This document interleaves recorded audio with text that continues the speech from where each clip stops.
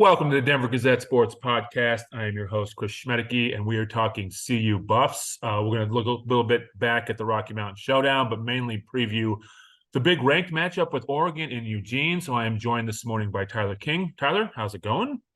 Not too bad, Chris. I think I've fully recovered now from the all-nighter I pulled on Saturday night after the epic Rocky Mountain Showdown that ended at 12:25 a.m. here in the Mountain Time Zone, and I didn't leave the stadium until about 3:30 maybe. Another big game coming up as we start Pac-12 play here. So, yeah, a little bit on that Rocky Mountain Showdown. I remember I flipped on ESPN at 8, and I think Florida, Tennessee had like 6 minutes still. And I was like, they're gonna hold kickoff because there's no way ESPN's gonna miss a chance to show Deion for the whole game. Yeah, we were watching. They had it on in the press box, and I was like, and I had heard before the game that like it was 8:15 kickoff, and then they were gonna let us know at some point if they were pushing it to 8:20, and like it was pretty clear they were gonna push to 8:20, and they still missed a little bit of the start. It seemed like It was on they start, ESPN News for a while. okay, yeah, Yeah. they just had it on ESPN on the screens in the press box, but that Tennessee Florida game definitely pushed back, made it a little bit later of a night for me than it needed to be. Well, and also double overtime doesn't help. So, Yeah. real quick, we're not going to dive in too much about the hit by Henry Blackburn. People have kind of said we need to move on from that, and I hope people do. And I think you probably agree. It's time to let that go. What happened happened. Travis Hunter has forgiven him, so I think we can all kind of move past that. Yeah, definitely. I think it's time to put that one in the past. And it was a rivalry game. Things happen in a rivalry game, and just time to move on with everybody involved. So, real quick with the game, Buff started slow again. Rams really came out hungry. They were trying to prove something. It was very obvious. I think my biggest takeaway once again is that Shador Sanders is a star, and he is the best quarterback CU's had in a long time. And when they were pinned down there on 98 to go 98 yards to tie that game, I sat there and said to myself, first, I grew up here, so I immediately thought John Elway and the drive back in the day. But also, I was confident he was going to score. How did you feel when they got the ball at the 2 yard line? I don't know if I'm a good barometer for how I felt because I was stressed to the nines due to trying to meet Deadlines and stuff? Yeah. deadlines and things like that. And at that point, I was I had my CSU victory story written because they were up 11 in the fourth quarter. I was like, well, I got to run with this. And yeah, so I don't know if I'm the best barometer. I was just kind of hoping the game would end as soon as possible so I could get something in for on deadline. But yeah, I mean, Shador, you said Shador is the best quarterback that CU's had in quite some time. I mean, this might just be me as an outsider, but I think we're going to get to a point here this season where he's the best quarterback. We're quickly entering the best quarterback ever, and maybe that's not even a conversation anymore that this program has ever seen.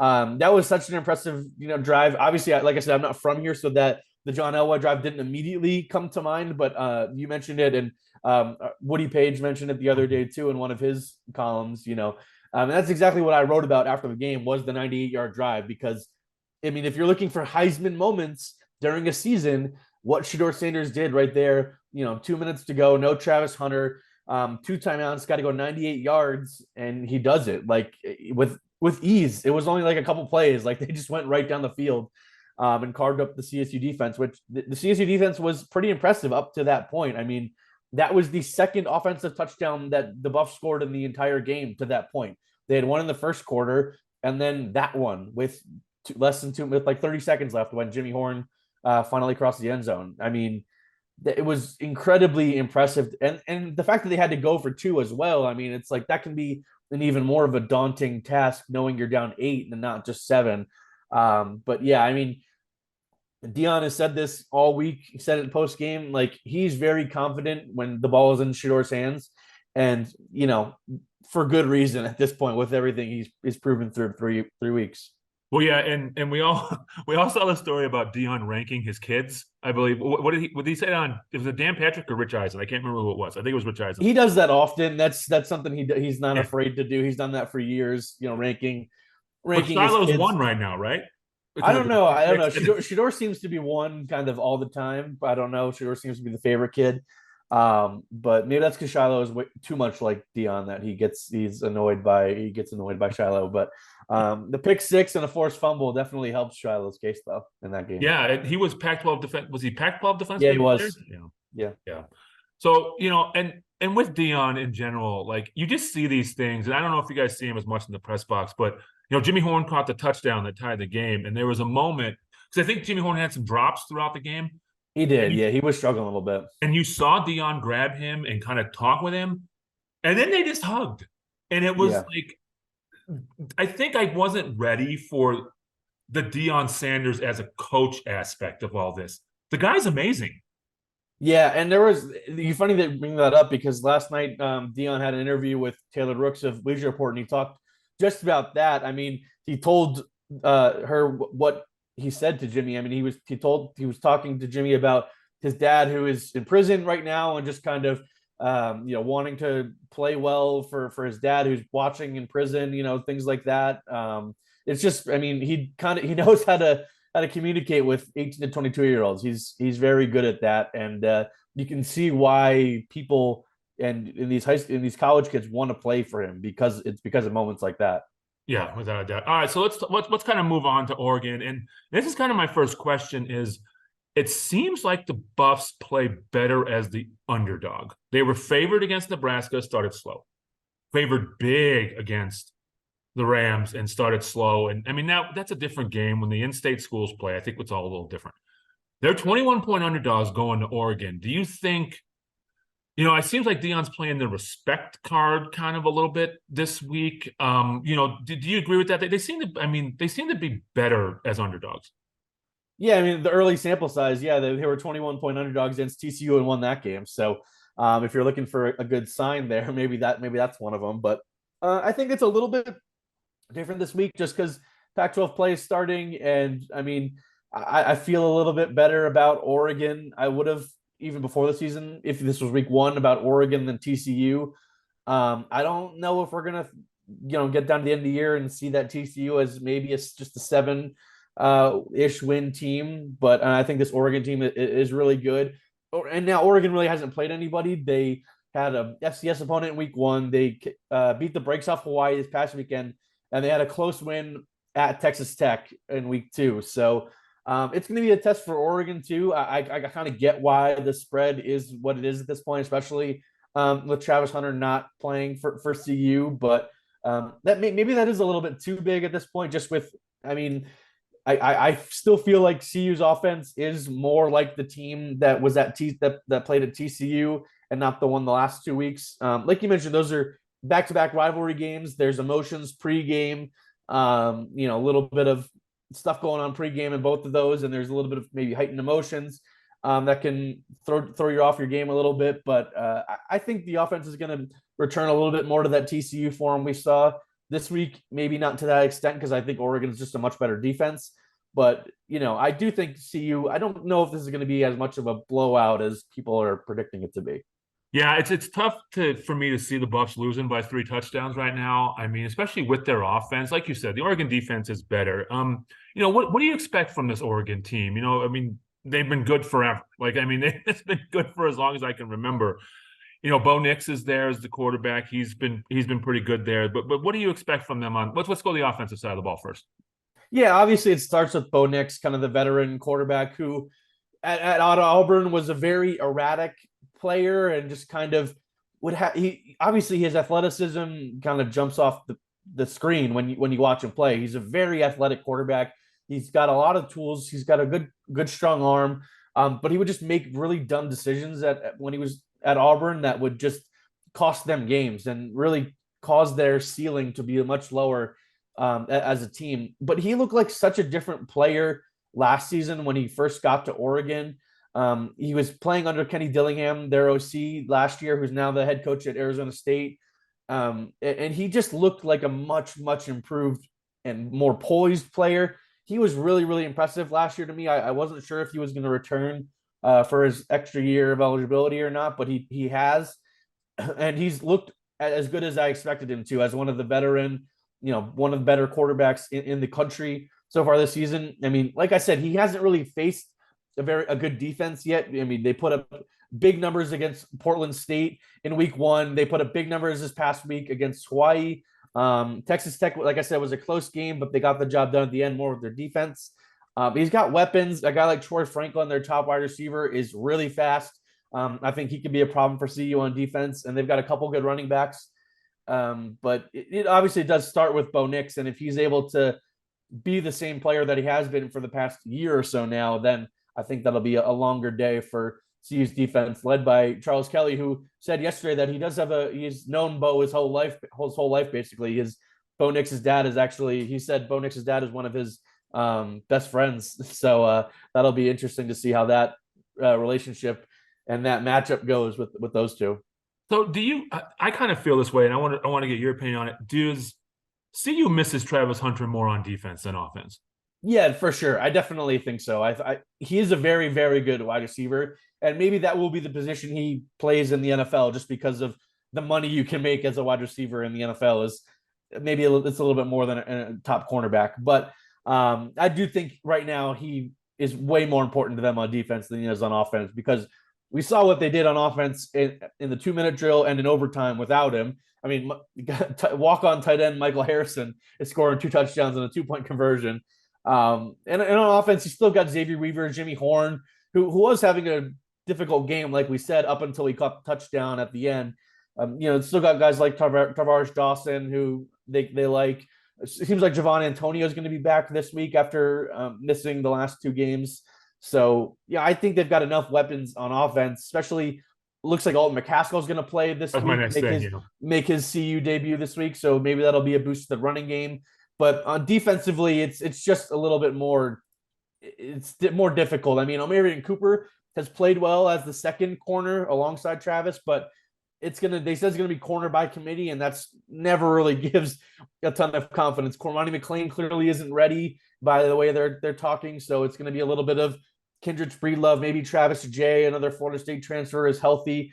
I don't know. We'll see what they do on defense without Travis, but he's so impressive to watch defensively, just the way he covers guys, that I think that is undoubtedly a bigger loss on that side of the ball. What about who is it? Stoutmeyer? Was he playing? Yeah, he might be back this week. They said he was banged up last week. He didn't play against CSU. I didn't see him. Yeah, he's another true freshman that's impressed them, and he looked good against Nebraska for sure. He had more playing time in that game. He's played a little bit against TCU, but he was banged up and didn't play against CSU. I asked Charles Kelly about that yesterday, and he said that there's a chance that Stoudemire's back, which would be good to get if he's able to go, and you have him and Cooper with Kendrick Breedlove as kind of an option off the bench. I think that's a better option for CU and make you feel better about it. But what about Slusher? I think it's going to be a while for him. It seems like, and they've done well without him in this. That safety room is really, really talented. I think they've got 4 really good safeties. Slusher's one of them. But Cameron Silman Craig, the Jackson State transfer, stepped up and filled in really well in that third safety spot, because they play with 3 safeties basically in their base nickel package, with Trevor and Shiloh as kind of the deeper safeties, and Cameron is kind of filled in there in coverage, and he's got back-to-back picks in back-to-back games. So I've been impressed with how they've replaced Slusher, who I thought was really good against TCU. I have to bring up, because Trevor and Michael Harrison are 2 guys who stuck around. Yeah. And Trevor Woods he had the pick that sealed the game on Saturday again, didn't he? Yeah, he did. In the end zone, yeah. He seems to just make plays. And I have to feel that those 2 guys are thrilled that they stuck this out.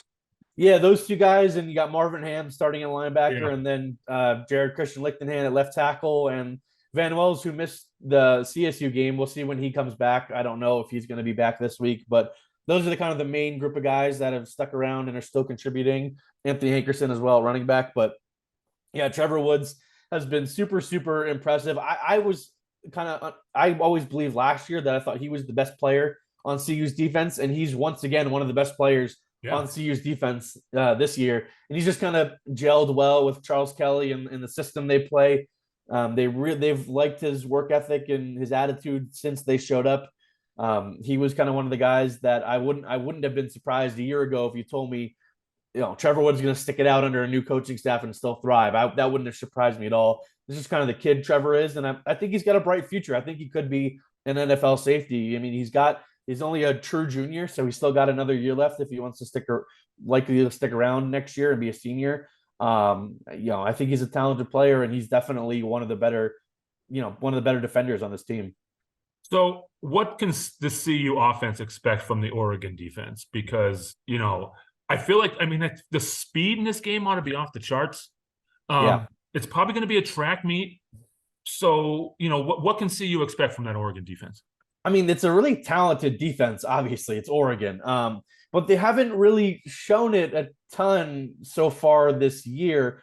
Like I said, it's They really haven't played hard. anybody. Yeah, it's really hard to gauge what this Oregon team is.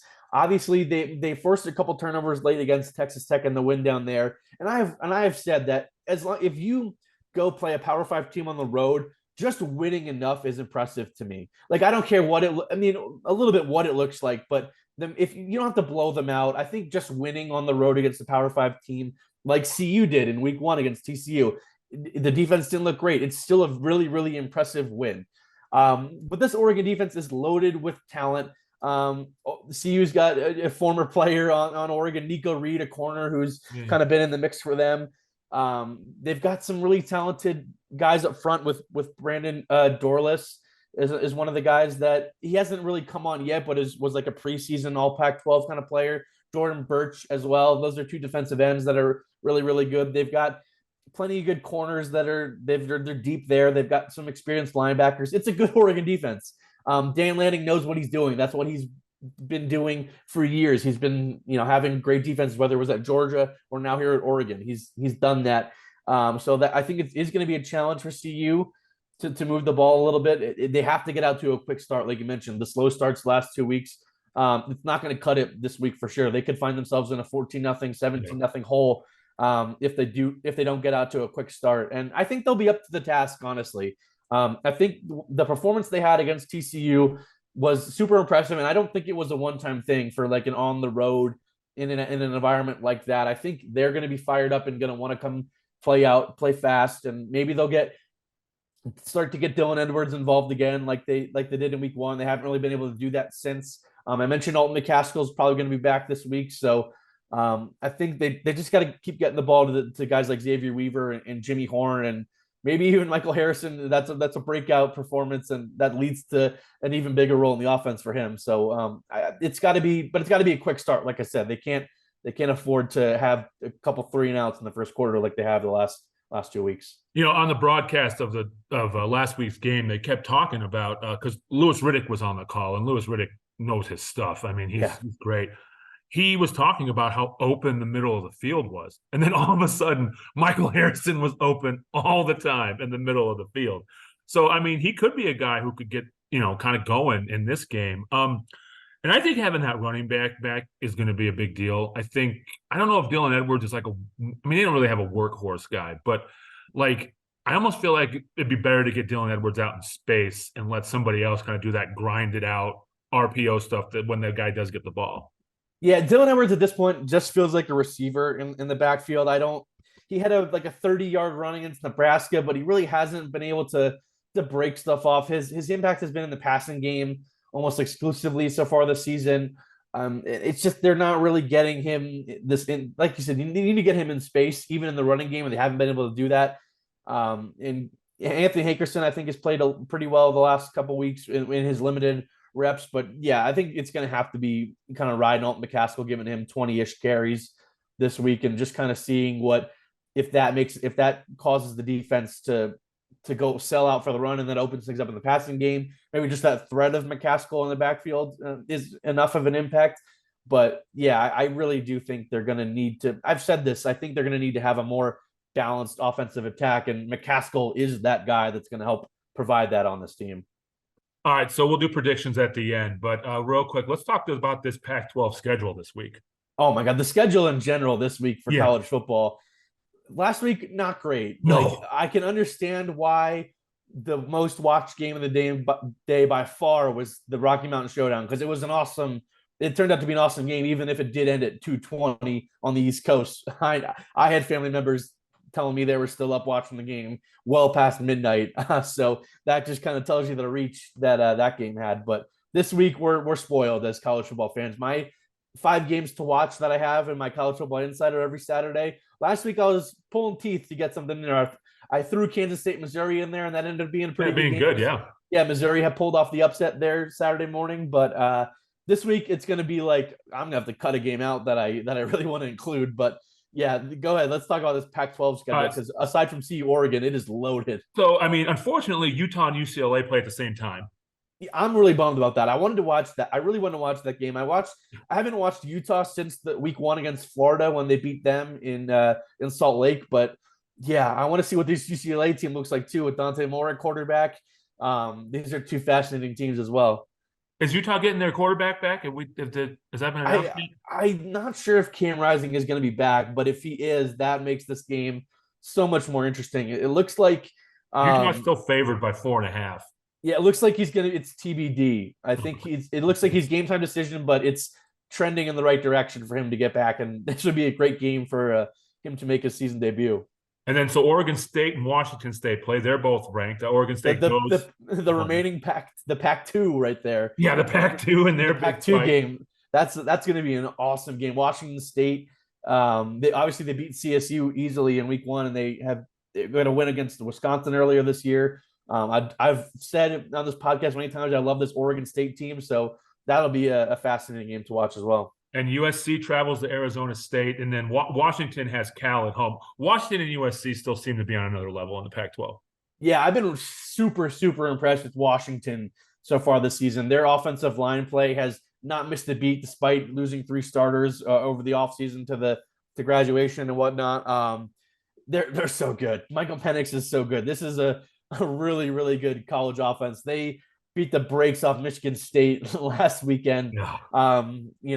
Obviously that's a team kind of in disarray right now with Mel Tucker on his way out, and they have interim coaches, but Washington is just so good. That line right now is 20.5 for Washington. Yeah. And I think it could be a little bit higher at home. I mean, Cal, I don't know. They weren't too impressive to me. I mean, the line that's surprising to me is USC is a 35-point favorite at Arizona State. On the road, yeah. Yeah, at Arizona State is not good. I'll tell you that right now. I wasn't sure what to expect from them this year, kind of similar with CU, new coach, like a lot of transfer players, but their roster is not very good. I think CU should be able to win there in a couple weeks. I was going to say that was a game we were kind of on the fence about with CU, but I don't think we need to be on the fence anymore.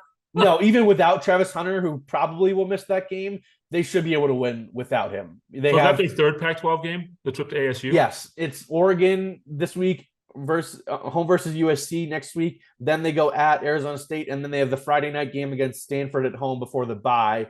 So I think if you're looking for a Travis Hunter potential return, I would look at October 28th, about 5 weeks from now, against UCLA. I think that's a good potential return because you got 2 games they would lose without him, I think, against Oregon and USC. 2 games they should win without him against Arizona State and Stanford, and then a bye. And then UCLA, they could really use him. So I think that's a good potential return for Travis Hunter. But who knows? He's a superhuman on the field. Maybe he's a superhuman off the field and recovers quickly enough to get back out there earlier. I wouldn't be surprised. Did he do some sort of like Q&A on Instagram or something? He was dressed up in some costume. He has a deal with Bleacher Report where he does like a live stream online with them every week. I think it's like on a Monday or a Tuesday, and he often wears like a onesie or some kind of silly outfit. So he had a giraffe onesie. Giraffe, okay. So as he's talking about the hit that lacerated his liver, and thanking the doctors for pulling him off the field because he said he wasn't gonna. I mean, he played the rest of the first half after that hit, and then he got pulled at halftime. So I was like, what happened? Like, he was clearly in some pain after the hit. Obviously, we're getting into this when we didn't really want to, but regardless, he played the rest of the first half, and then I guess the doctors intervened and pulled him out the field and did whatever they needed to do and took him to the hospital. But yeah, I mean, he's forgiving Henry Blackburn while he's wearing a giraffe onesie was quite the scene. I tweeted that video out and it kind of blew up the other day. It has I think it has 120,000 views on Twitter or something like that. I tweeted out the clip of it. So yeah, Travis is certainly an interesting character, but I mean, he's the most gifted football player I've ever seen. Yeah. All right, before we do predictions and a little national schedule talk, we'll talk about that too, because the national schedule is ridiculous as well. Yeah, CSU goes to Middle Tennessee, a team they lost to at home last year. I was there for that one. That They was got blown out, right? yeah, they were down 34-0 at one point, and Yeah. it was 34-17 was the final, but everybody in the state was focused on CU Air Force down at the Oh, yeah, academy that's right. that day. And I was up for Jay Norvell's home opener. I was up at Fort Collins for that one, and that was rough. They went down 30. I think there was like a pick six on the first play of the game, and I was like, oof, it didn't go well. But I think this is a very different CSU team, and we haven't talked much about them, but I think they found their guy with Braden Fowler Yeah. Nicolosi. I never doubted his confidence going into any of these games. He's a very confident kid, and he showed out against CU. I think that was a super, super impressive performance. He got the ball to Torrey Horton, who I've been saying for a long time that he is a very, very, very good player, Yes. All-American caliber wide receiver, NFL draft pick. Torrey Horton is a really, really good player. He had a great game. Down Holker, the guy they've been talking up all offseason, the BYU transfer tight end, played really well as well. So I think they've got their guy at quarterback, and maybe that was a springboard performance for the CSU offense, and maybe this will lead to some of the success that I predicted them to have this season, because I said they were probably going to start 0-2, which they are, and I still think they could go 6-4 the rest of the way and make a bowl game. I think they have the talent to do it, and we'll see this week against Middle Tennessee. They're a little slight underdog, but Yep. I think they might win that game. I think they could. Okay. Yeah, I was just gonna say, like, apparently Vegas doesn't agree with you because Middle Tennessee's I guess that's the home favorite, though, 3 points probably. So Yeah. all right. So let's talk national, and then we'll do predictions for CU Oregon. This national schedule is out of control. Of course, it's Ohio State, Notre Dame at night, but you've got Yeah. Iowa, Penn State, your Nittany Lions, Bama, and Ole Miss. The other Pac-12 games. Florida State, Clemson. Yeah, Florida State, Clemson. I mean, how did you pick 5 games to watch in your insider? I haven't done it yet, but Okay. when I do it later today, it's gonna be tough. I'll tell you that. One of my best friends from college covers Ole Miss, so I'm looking forward to that game this weekend to see if Ole Miss can go into Tuscaloosa and make Alabama 2-2, which would be a fun sight to see on the records there. I mean, I didn't get a chance yesterday. I was going to ask Charles Kelly if he thought through 3 weeks that he would have a better record than his previous school, Alabama, because he's 3-0 and Saban's 2-1. But yeah, I mean, Ohio State, Notre Dame is going to be fascinating to watch this weekend. That's it at Notre Dame, so we'll find out a lot out about this Ohio State team. Penn State, Iowa. I don't know if that's going to be as competitive of a game because Iowa's down a couple of their really, really good players on both sides of the ball. So I think Penn State's like a 2-touchdown favorite at this point. That's a whiteout game there, so that atmosphere will be crazy. But Florida State, Clemson will be really good because Florida State barely beat Boston College last week on the road. Yeah. And Clemson, maybe they, despite how bad they looked against Duke in week one, maybe they're hyped up at home and ready to prove that the ACC hasn't been decided yet, because I think everyone is kind of through 3 weeks has been like, or at least through weeks 1 and 2 was like, okay, Florida State's going to win the ACC, maybe they'll make the playoff, but I think Clemson's got a chance to make a statement here this week. Well, and Duke is ranked as well, which I did not They are. realize. Yeah, I mean, they have been since they beat Clemson in week 1. They've been impressive. They've got a future NFL quarterback in Riley Leonard. So I like that Duke team. The ACC is sneaky deep this year, I think. all right, so let's go predictions. I think we both think CSU is going to win. I think CSU will win this week. Yeah. It'll be close, but I think they'll win. Let's talk through CU Oregon. What do you got? Yeah, I don't think they're going to win. I think this will be the first loss for the Deion Sanders era. It'll be fascinating to see what that looks like post game, and who gets thrown under the bus, who doesn't, things like that. I'll go 38-21 Oregon. I think Oregon will win, but I don't think they will cover, like I mentioned. So I'll go 38-21 Ducks. So what? How many times did Deion lose at Jackson? 5? Yeah, just a 5 times in 3 years. Just a handful. Yeah. Yeah, I guess I would need to go back and watch how he acted after those post games just to see. I mean, I don't know. You talk about throwing someone under the bus. I don't know. Do you think he does that, or does he? Like, I mean, he'll be brutally honest, I think, with how they played, and yeah, I think it blown out. I could see it being bad. Yeah. Yeah, I know who you will not throw under the bus. Not Shador. Well, yeah, yeah. That's It for was sure. number 1 on the kid rankings. All right. I've gone back and forth on this because like I've talked about in the past, the biggest win that CU had during my time working in Boulder was beating Yeah. Oregon in Oregon. It jump started their season. Oh man, I've been going back and forth. I'm like, do I take them and tell our video guy to pull it out and put it on social media? Um, I'm going to take them. I'm going to take them 38-35. I think that it's going to be close. It's going to be crazy. Maybe. Oh, real quick, are they switching kickers?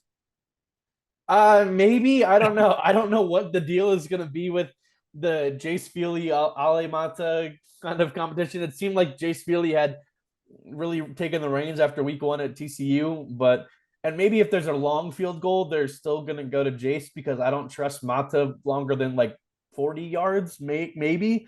But yeah, that one that Feely missed bad the other day was that was It was not way blocked at low. all. Yeah. That was not blocked. He just kind of scuffed that one. And they quickly went to Mata for the extra points and the short field goals. So, I think short yardage and extra points, maybe it'll be Mata, but maybe if they need a longer one, it'll be Feely, which is kind of what I expected going into the year. But Feely kind of looked impressive in week 1 and 2. So I don't know what happened there. So I we'll just see think this it's going to week. be one of those last team with ball kind of games again. And somebody's going to make a play for CU. Like they've made a play every week. And then I just think that that's even on defense. Like, they've come up with the picks or Shiloh's forced Yeah, to fumble when they needed it. they've gotten a lot of turnovers. That's for Yeah. sure. And they haven't really turned the ball over. Store has one pick. They have, and just the one Edwards fumble. Is that it? Well, Travis had the Travis fumble. had the fumble. Yeah. Yeah, the fumble, scoop and score they had against CSU. But yeah, no, they haven't turned the ball over, and they forced a lot of turnovers. Despite that's something I'm going to be writing about for tomorrow's Denver Gazette on Friday. I'll be writing about kind of the defense and how they've struggled at times, given up a few too many yards, but they've got a knack for just getting turnovers at timely moments, like the Travis Hunter interception in the red zone in week 1. Shiloh's pick 6 last week. I mean, and Trevor's got the pair of interceptions in the end zone this season. So, yeah, I mean they've gotten a knack for turning the ball over, which sometimes that's a trait that can't be taught on defense. You know what I mean? If they win, are they in the top 10? For sure. Yeah, Yeah. definitely. Okay. I mean, They'll be they're ranked ninth. higher than Alabama. Yeah, maybe if not if Alabama beats Ole Miss at home handedly, maybe not then. But I mean, if they go in and beat the number 10 team in the country on the road, and that is not an easy environment to win in. No, no. Austin is a real legit tough place to play for a reason.